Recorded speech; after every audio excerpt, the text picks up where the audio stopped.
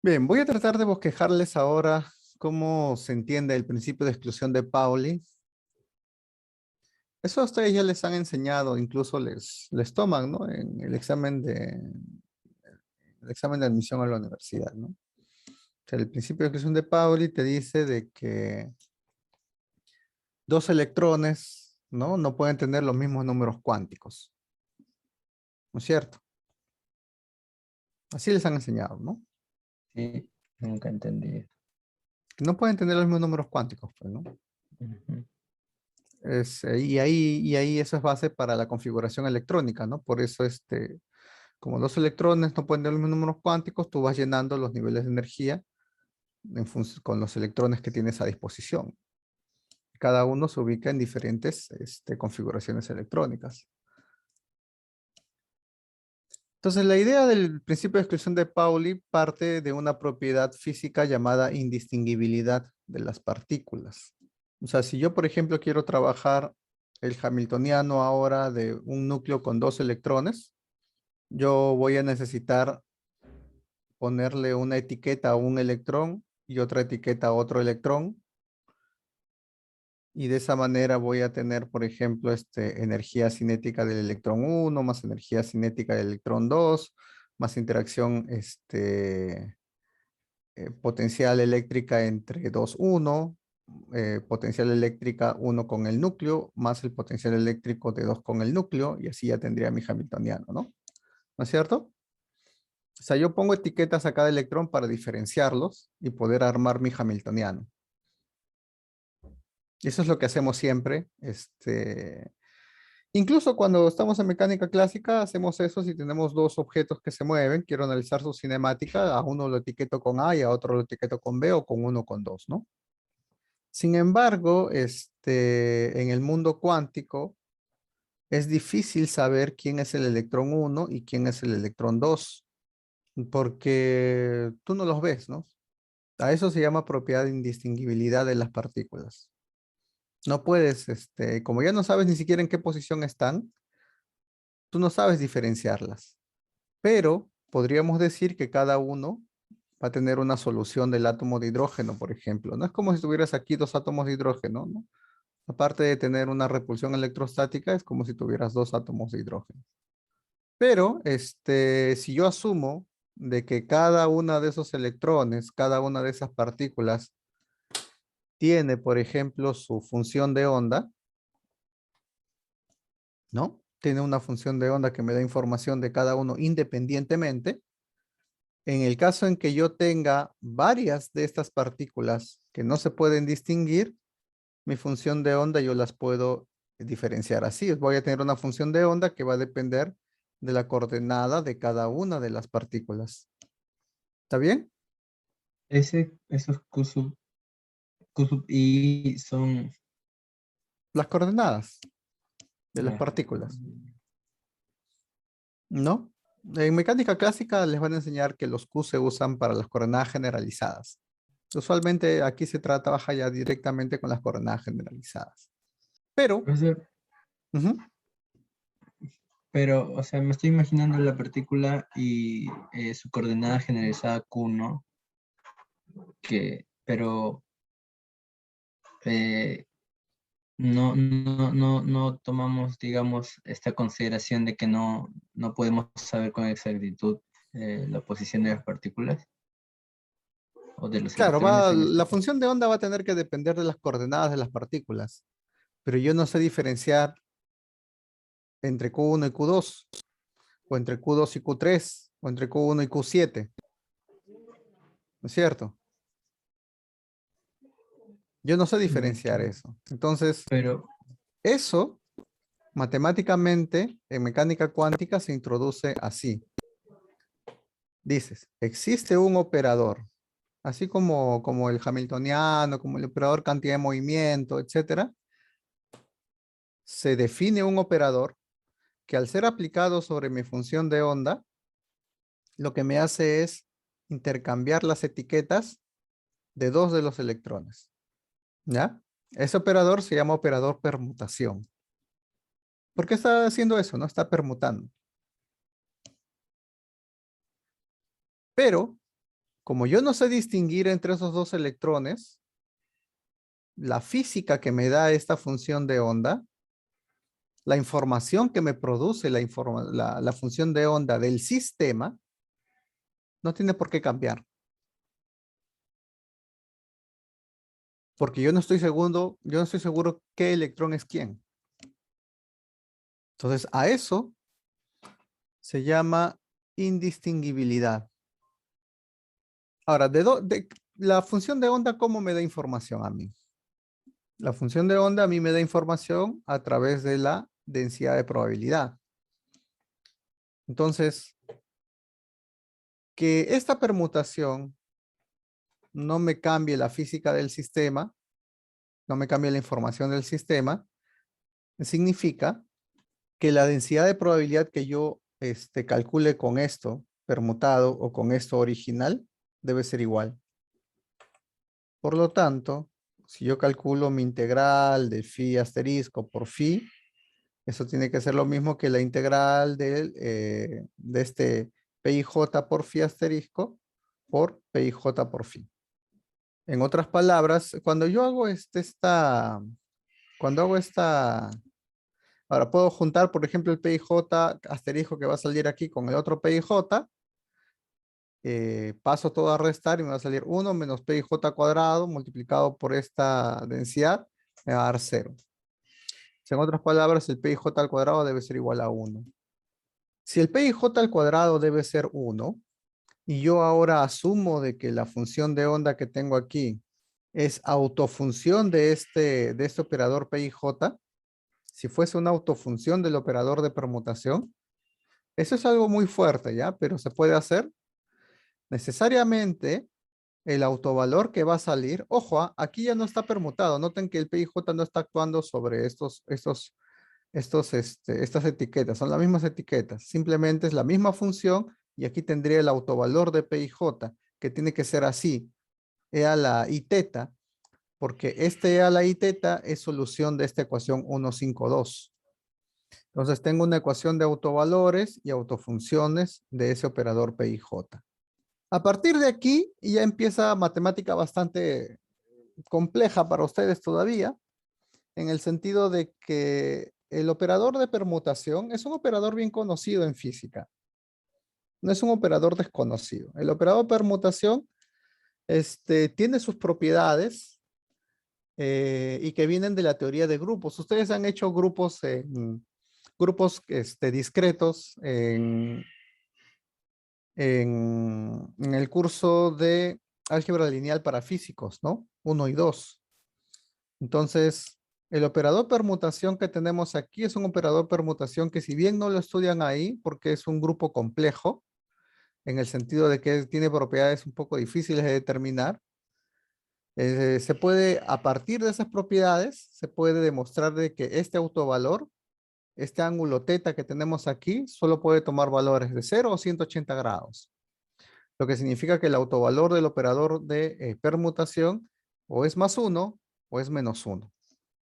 Lo que quiere decir en otras palabras, que el estado, ¿no? Que esta función que tenemos aquí puede ser una función simétrica o puede ser una función antisimétrica respecto de ese operador de permutación, ¿no? Porque si yo lo combino con esto, estoy diciendo que cuando permuto aquí las etiquetas, obtengo bien más 1 o menos 1. Lo cual es lógico, porque si el cuadrado tiene que ser 0, el cuadrado de más o menos 1, pues sigue saliendo 1, ¿no? O perdón, si el cuadrado tiene que ser invariante, tiene que darme lo mismo, el cuadrado de más 1 o menos 1, pues me da lo mismo, que sería 1, ¿no? Lo interesante es la interpretación física que le podemos dar a este operador de permutación. A ustedes les van a enseñar de que todas las cantidades medibles en física cuántica tienen una característica llamada hermiticidad. Son operadores llamados hermitianos. Son operadores que cumplen esto, ¿no? Esta es la propiedad de hermiticidad. Bueno, no exactamente esto, ¿no? Sino que el PIJ conjugado sea igual que el PIJ. Esto es hermiticidad. Y todas las operadores medibles que cumplen la hermiticidad tienen autovalores que son autovalores reales, ¿no? Como todos estos autovalores están asociados a cantidades medibles, estas cantidades no pueden ser pues imaginarios, ¿no? Tienen que ser reales. Y aquí estamos viendo esa propiedad, ¿no? Para el operador de permutación, sus autovalores son cantidades que son reales. Lo que significa que el operador de permutación entra en ese grupo, ¿no? O sea, si yo agarro mi grupo de operadores hermíticos, por ejemplo, el hamiltoniano, que tiene su autovalor energía, es una cantidad hermítica. La cantidad de movimiento que tiene su autovalor cantidad de movimiento es una cantidad hermítica. El operador permutación, operador de posición que tiene su autovalor posición, también es una cantidad hermítica. El operador momento angular, que tiene su autovalor momento angular, o el L cuadrado, mejor dicho, que tiene autovalor L por L más 1 H barra, también es hermítico. Y todos me miden algo, ¿no? Aquí me está midiendo la energía, me está midiendo la cantidad de movimiento, me está midiendo la posición, aquí me está midiendo el momento angular cuantizado. La pregunta es, ¿qué cosa me mide el PIJ? ¿Qué propiedad de la materia me mide el PIJ? Tiene que ser algo, entre comillas, parecido a la energía, a la cantidad de movimiento, a la masa. Tiene que ser una cantidad medible, una propiedad de la materia.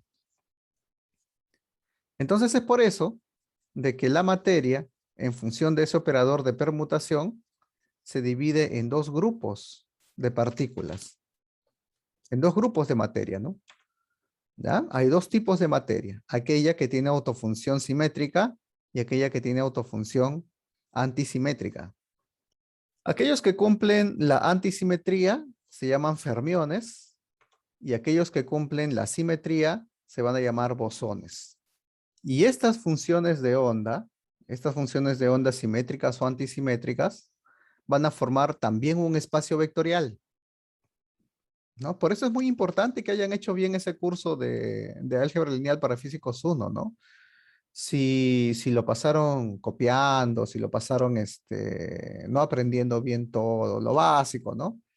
Ha sido bueno, habrá sido una muy mala pérdida de tiempo, ¿no? Porque todo en física es espacios vectoriales.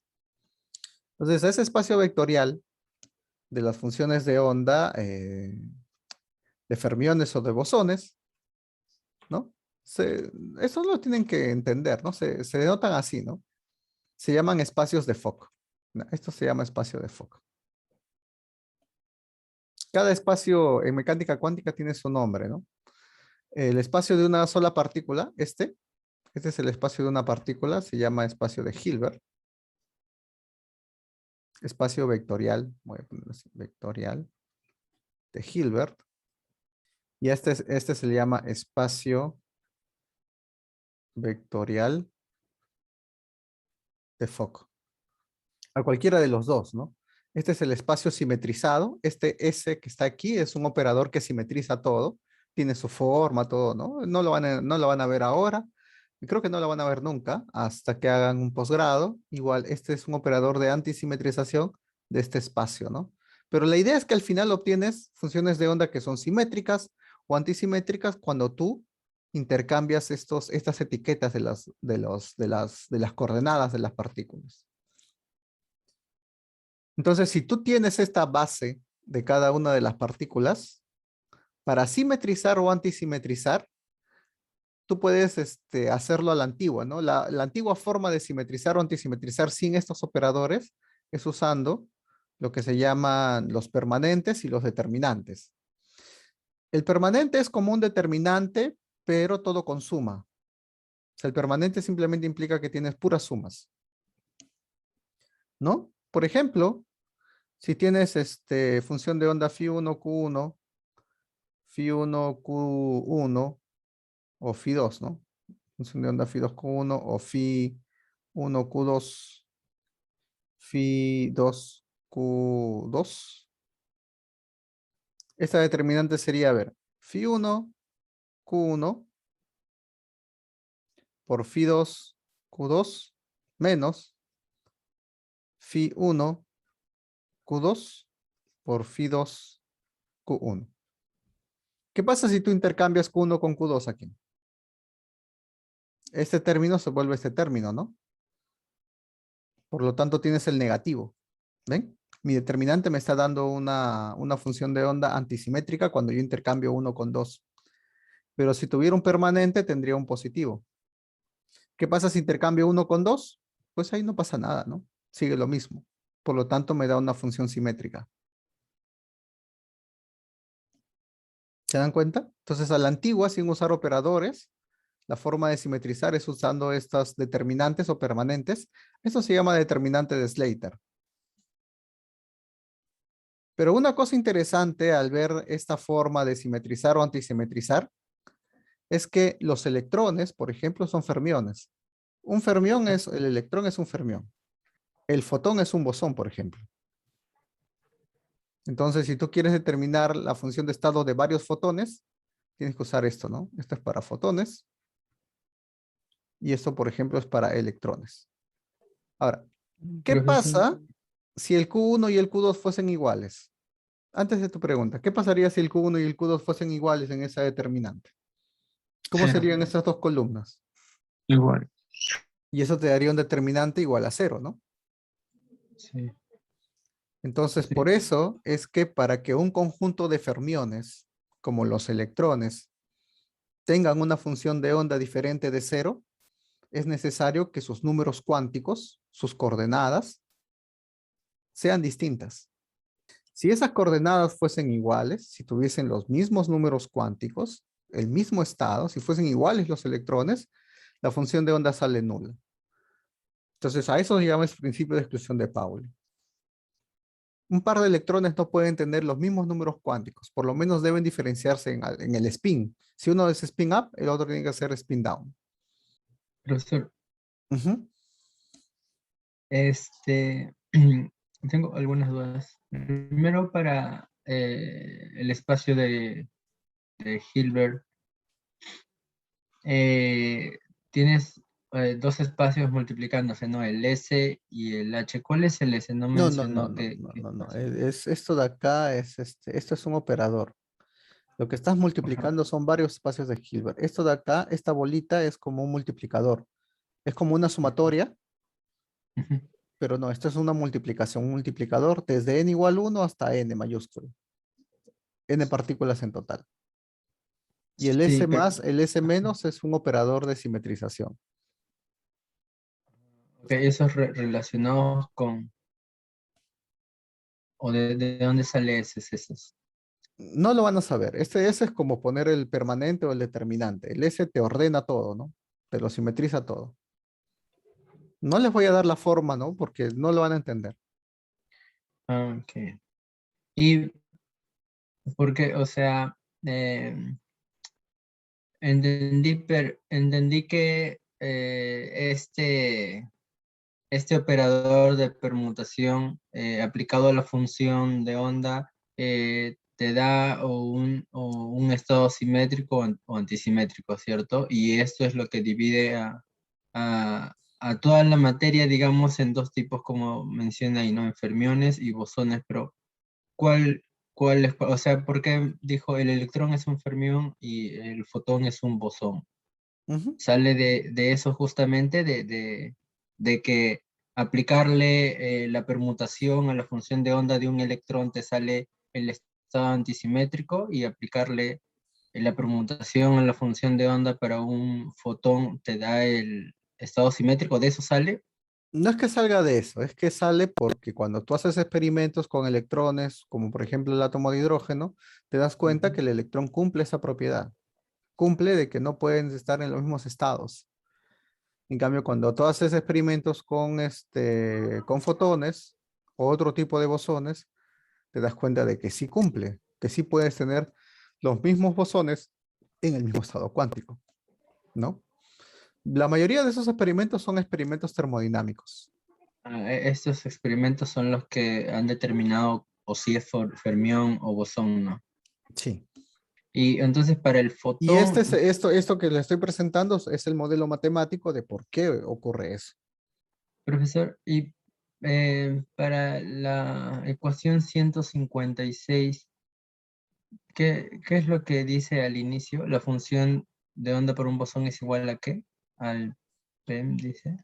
Permanente. Ah, permanente. Sí, eso se lee permanente. Pero es lo mismo que el determinante, ¿no? Solo que Oh, consumas. ok. Es decir, en vez de multiplicar, sumamos nada más. ¿A eso se Siempre refiere? suma, exacto. En vez de restar, ¿no? En un determinante tiene Ah, ya. restas. Sí, sí, sí. En un Claro. determinante, tú lo haces, tiene posición positiva, posición negativa, posición positiva, etcétera, ¿no? En un permanente todos tendrían posición positiva. Ah, ok, profesor. Gracias. Profesor, Ujú. usted está diciendo que la materia se divide en dos, como si tuviera dos propiedades, algo así. ¿O qué es lo que está afirmando? Sí, la materia se divide en fermiones y bosones. Y eso sale del principio de Indistinguibilidad. indistinguibilidad, ¿no? Y Ujú. sale esa, claro, por la teoría de grupos que explicó un poco sobre eso, llega a dos estados, simétrico y antisimétrico, y nosotros lo interpretamos como fermiones para un caso y bosones para el otro, ¿no? Ujú. Y con Pero no es eso, que salga de la teoría, ¿no? Sino que estamos modelando la materia, ¿no? ok, La parte experimental está en esto de la indistinguibilidad. Estamos modelando la materia, ¿no? O sea, no es que el principio físico que viene de estos experimentos se llama principio de indistinguibilidad. profesor, y mm, la función de onda son para el spin, supongo. O- La función de onda es para cualquier número cuántico, ¿no? Incluso la función de onda total de un electrón es ese producto, ¿no? Tiene la parte espacial, se dice, y la parte espinorial, ¿no? La que contiene lo que contiene al NLM se llama parte espacial y esto se llama parte espinorial. ok, profesor. Y lo que utilizó para la determinante y permanente, creo. ¿Cuál era el fin de utilizar esos? O sea, la determinante y el permanente son estos operadores.